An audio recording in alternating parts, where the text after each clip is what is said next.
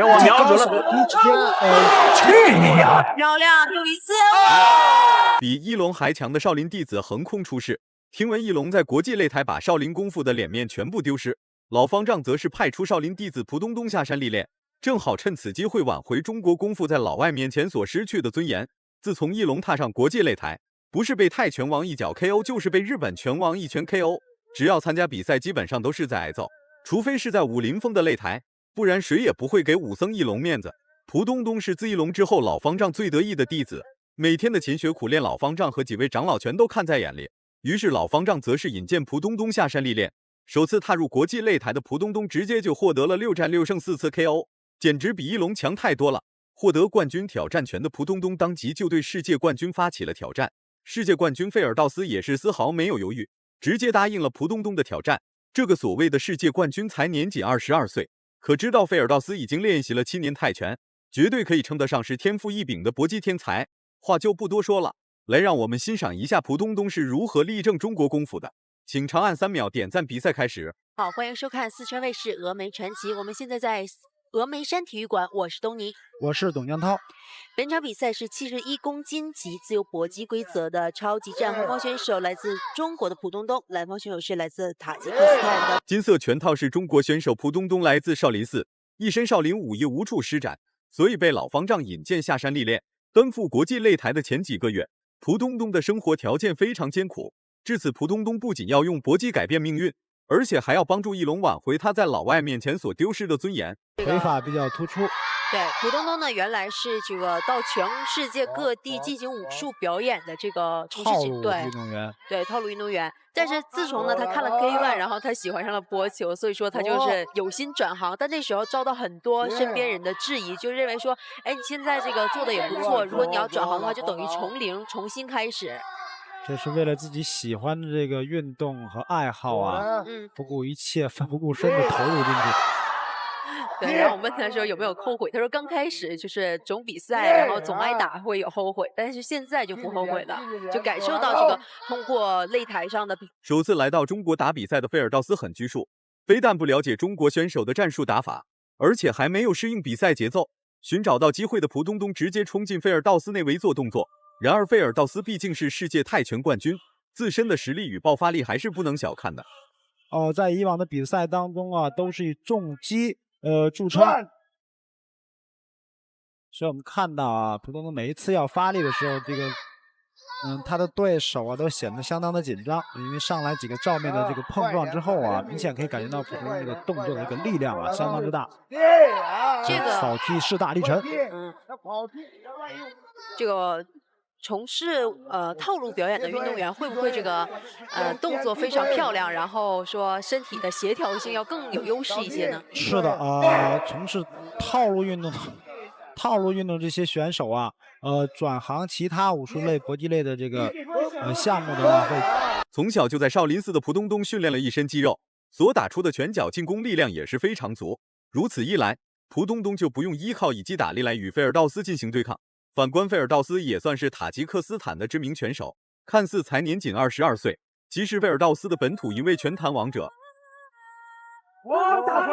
双方连续拳法互拼，但是我们看现在蒲东东出动作呀，并不像费尔道斯那么多那么乱，但是每一出啊每击必中，说明这个蒲东东整个进攻的思路啊相当清晰。是的，这个蓝方选手的拳法啊看起来比较粗糙，然后这个乱轰一气，但是还是比较好用的。是的。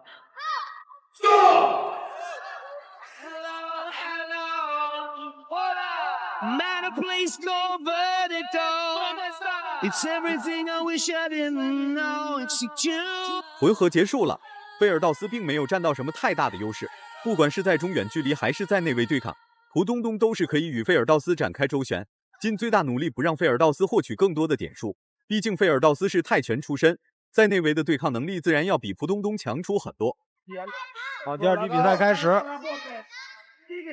我看这个费尔道斯是来自于塔吉克斯坦的选手，这个地区的选手包括伊朗啊以及白俄罗斯、乌克兰的这个中亚、东欧地区的这个地区的这个选手啊，技术看起来啊似乎相当的粗糙，但是他们的战斗意识以及拼打的这种意识啊，相当的强烈。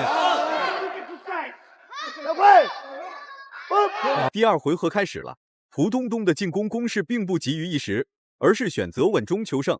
没把握命中的拳头，蒲东东几乎不会擅作主张主动打出，被压着打的费尔道斯开始逃跑。看来世界冠军也不是特别厉害。对比之下，一龙貌似打的老外都是外国留学生，在中国上学的外国孩子竟然被一龙拎上擂台暴揍一顿。一个很重的地扫，这个对运动员反应能力这个有相当高的要求。现在普通东场面上完全是压倒性的进攻的态势，是明显的这个进攻的杀伤力以及整个力量上的这种优势啊，很明显。而且在这个蓝方选手被压制的过程当中，他对于这个距离的感觉好像丧失了一些，就有几记全都抡空了。你看，普东东总是能够抓到蓝方选手拼拳，蓝方选手拼拳之后啊，回手准备放出的一刹那，蒲东东仅用一拳就把费尔道斯的身体打软。瘫坐在地上的费尔道斯怎么都想不到，中国功夫竟然如此之厉害。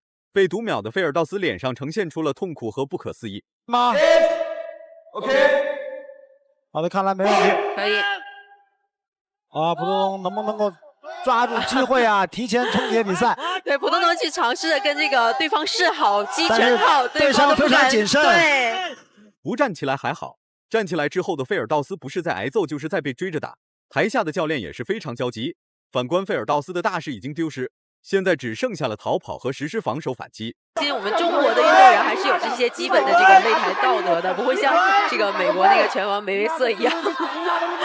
这个也看每位选手在场上的表现。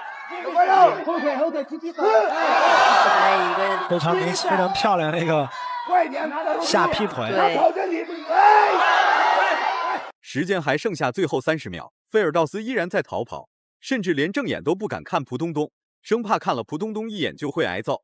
连续把对手逼到了绳角，连续的摇闪之后，逼的对手在防御上好像受到很大的压力。是的，这个普东东一直追着对手打哈，现在对手到这个围手边，对，比较被动。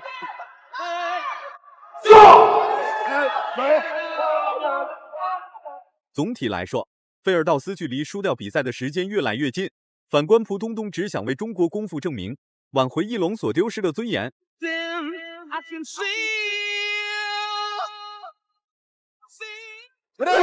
好，3局比赛开始。对，高扫。前2局比赛一直是蒲东东这个压倒性的优势啊，在逼迫对手，而且连续的这个重击啊，对对手造成了不小的影响。那么来到第3局，我们看对手能不能在战术上做一些改变啊，缓解一下现在这种劣势。第3回合开始了，也不知道费尔道斯的世界冠军是如何获取的，竟然被一个少林俗家弟子追着暴打。然而蒲东东可不是小打小闹，打在费尔道斯身上的拳头绝对是刚强有力。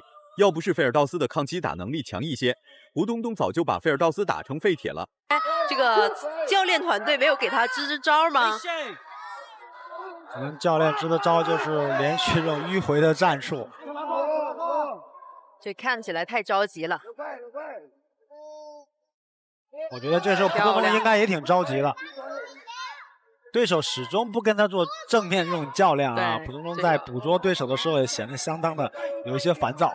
是的，而且蒲东东是一个什么样的人？他跟我讲说，有些比赛，比如说这个打得很激烈，但是他输了，他也感觉哎还不错这比赛。但有的比赛就是说打得不太漂亮，然后就轻易的就 KO 对。一直被压制的费尔道斯竟然还能继续坚持，照这样打下去，就算费尔道斯真是一个铁块，那也会被蒲东东的重拳打成筛子形状。连续的重拳还是没有给菲尔道斯造成生命威胁，看来蒲东东打的还是太轻了。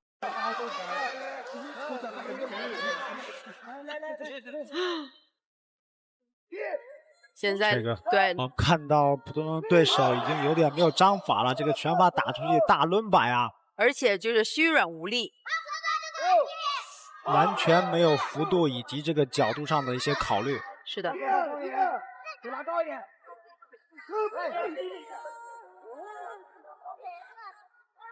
不要跟着他走，直接取场里面。对。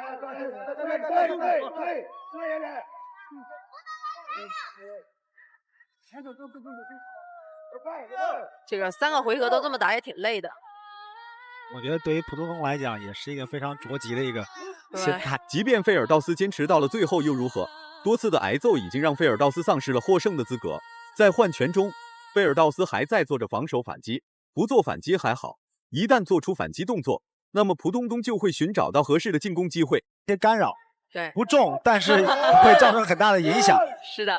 好，刚才对手是在后撤当中一个差点终于击倒了，终于击倒了。蒲东东这一脚已经等待好久了，最终在第3回合尾声施展了出来。不过比赛结局早就成为了板上钉钉的事情，从第1回合就被暴揍的费尔道斯根本就不是少林弟子蒲东东的对手，能坚持到第3回合属实不易。秒在最后的阶段 KO 获胜 ，Winner。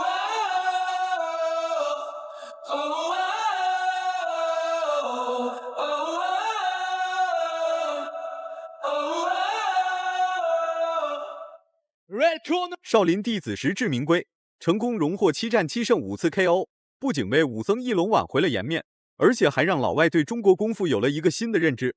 大家感觉蒲东东打得好的话，请多多点赞，让更多人看到蒲东东的硬气。那一步，我是打阵地战，属于朝前压进的那种，步伐可能不是太灵活，因为对手来回移动的话，有好多技术动作打不出来，只能打单击跟重击。所以说这场比赛虽然打得很激烈，但是那些技术动作没有发挥出来，然后不算完美。